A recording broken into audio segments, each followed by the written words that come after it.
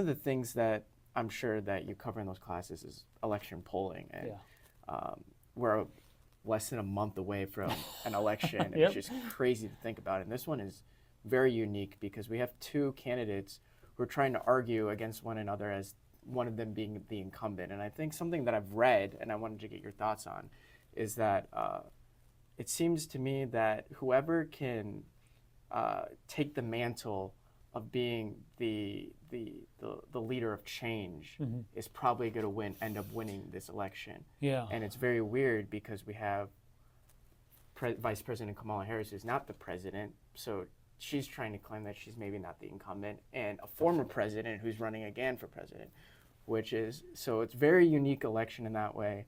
I guess the first question I want to go over, maybe you can add on to that if you'd like, is how much should we trust the polling today?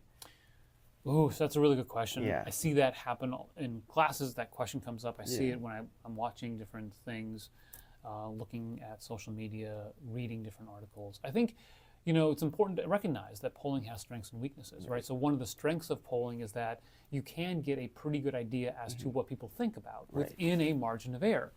The difficulty with elections is that you're judged as a pollster how well you do by if you get the winner right. Right. So you could say, in 2016, that, in the state of Wisconsin, you think that Hillary Clinton's going to win by 1%. Yeah. And Donald Trump wins by less than 1%. Well, your margin, you were in the margin within 2% of getting it right. Right. That's pretty good. Yeah. You got the wrong winner. Yeah. And so people hold that against you. It's like, okay.